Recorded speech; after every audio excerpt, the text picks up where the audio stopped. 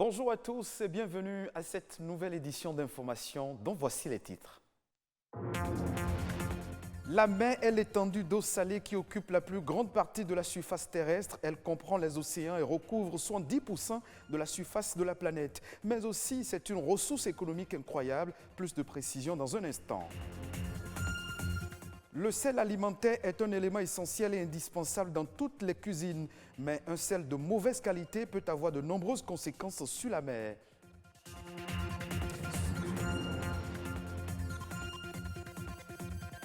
Au Cameroun, l'activité des creuseurs de sable a pris une allure fulgurante, un travail devenu dangereux pour plusieurs personnes qui s'adonnent à ce métier. Vous suivrez quelques plongeurs camerounais dans ce journal.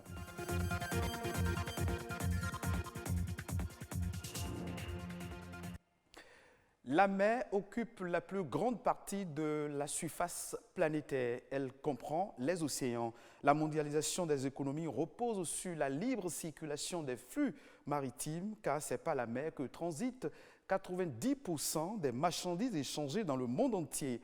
Aussi, 30% des hydrocarbures consommés dans le monde proviennent-ils de la mer.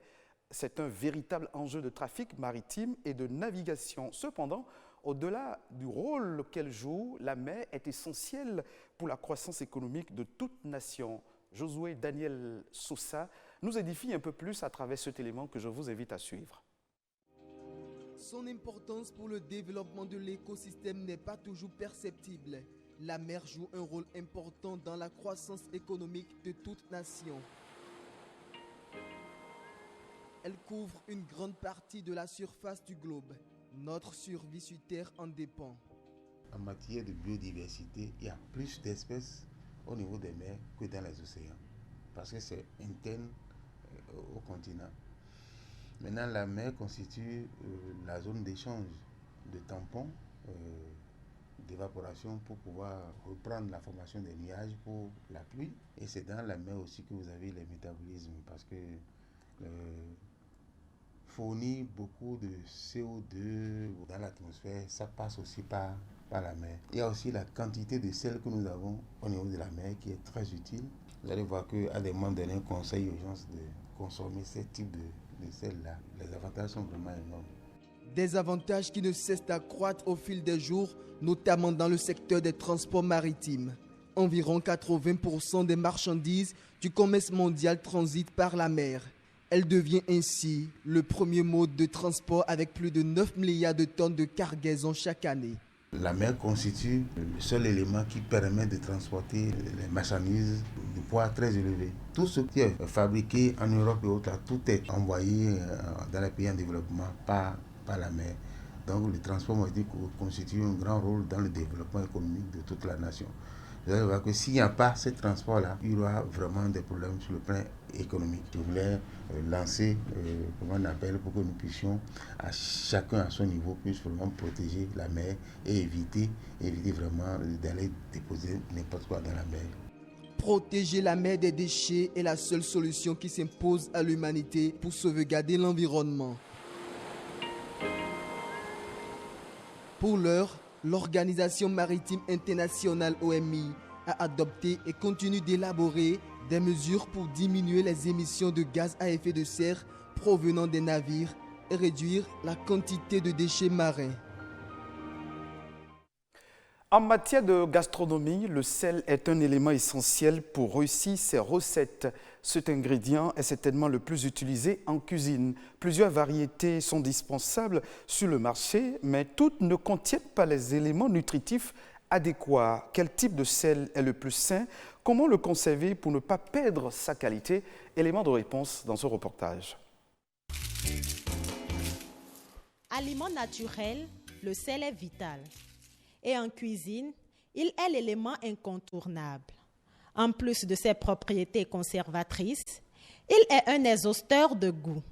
Il existe plusieurs variétés de sel et chaque variété a sa particularité. Dans les sels de cuisine, qui sont souvent appelés sels de table, souvent iodés. Les sels de Guérande qui sont très riches en magnésium. La fleur du sel, très appréciée par les chefs. Le sel rose d'Himalaya, très riche en magnésium, mais par contre sont très pauvres en iode.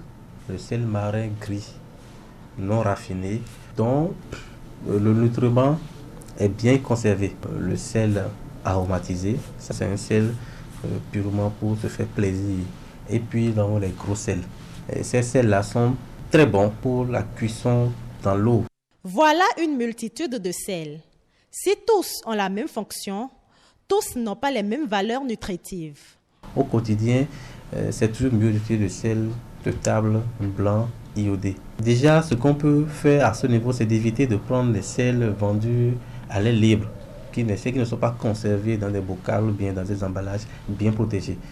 Il faut éviter au grand maximum ces sels-là. Puis ces sels-là, avec le temps, perdent de leur substance, perdent de leur iode. Donc, les sels qui sont dans les emballages, alors prenons le soin de lire les compositions du sel, afin de voir si est-ce que ce sel-là est riche en iode, ou ce sel est plus riche en magnésium. Et en fonction de ce que vous recherchez, individuellement, vous pouvez choisir le sel qui vous convient le mieux.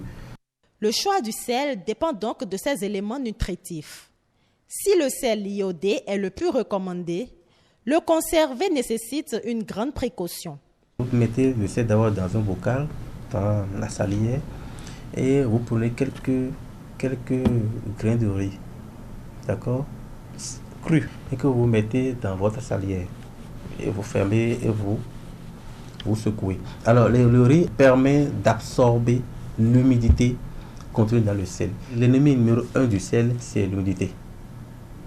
Et ces grains de riz permettent d'absorber l'humidité qui peut être contenue dans le sel. Autre chose, c'est de garder hermétiquement fermé votre salière. Et très important, éviter d'exposer votre sel à un endroit chaud. Des conseils dont on doit tenir compte pour une conservation optimale de la qualité du sel. C'est un trouble vasculaire cérébral qui touche les vaisseaux sanguins qui conduisent le sang au cerveau. L'attaque cérébrale ou AVC est la première cause de handicap acquis de l'adulte et la deuxième cause de démence après la maladie d'Alzheimer. Cependant, la femme en état de grossesse peut-elle être atteinte de cette maladie? Oui, nous répondrons les médecins. Une équipe de notre rédaction a rencontré un neurologue qui fait part des facteurs de risque de l'AVC chez la femme enceinte et surtout comment s'y prendre pour l'éviter. Les précisions dans ce reportage. L'AVC chez la femme enceinte est heureusement très rare. C'est une pathologie qui, même quand c'est rare, est liée à certains facteurs de risque. La grossesse elle-même étant déjà un facteur, le premier facteur, du fait de la modification physiologique de la femme, où son battement de cœur s'élève, le volume sanguin est élevé et il y a la modification de ses vaisseaux sanguins. Il y a d'autres facteurs qui sont liés, qui sont propres à la grossesse qu'elle porte, tels que l'hypertension gravidique, la prééclampsie. La prééclampsie, c'est défini, c'est lorsqu'une femme a une tension artérielle et dans ses urines, on trouve qu'il y a de la protéine. Et puis, il y a l'éclampsie, et qui est une complication de la prééclampsie, une femme qui a une tension où on trouve les urines et qui fait les crises épileptiques. Par exemple, lorsque vous avez une éclampsie, ce n'est pas l'AVC qui serait la cause du décès fœtal, ce serait plutôt l'éclampsie.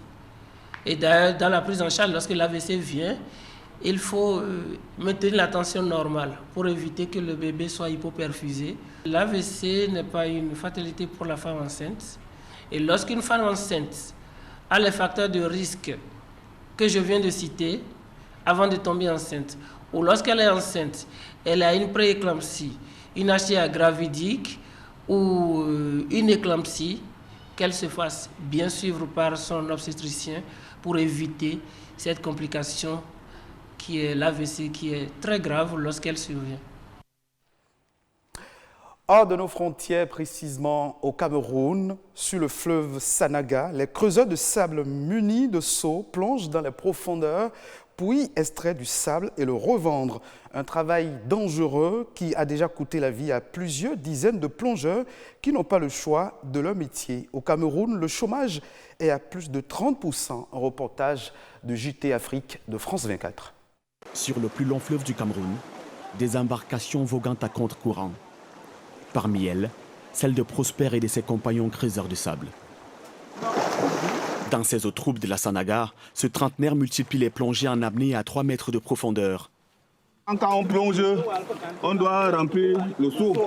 Il faut à 16 hommes près de 400 seaux et autant de plongées pour remplir une barge. Un travail de forçat. Ici, chaque plongeon est un risque de noyade. Des dizaines de plongeurs ont d'ailleurs déjà disparu dans le lit du fleuve, parfois sous le regard de leurs collègues. Dernièrement, j'ai perdu un collègue. Il travaille à un niveau. J'ai constaté que les minutes qu'il gardait sont passées. J'ai crié, ses collègues sont venus. On a fait ressortir le corps.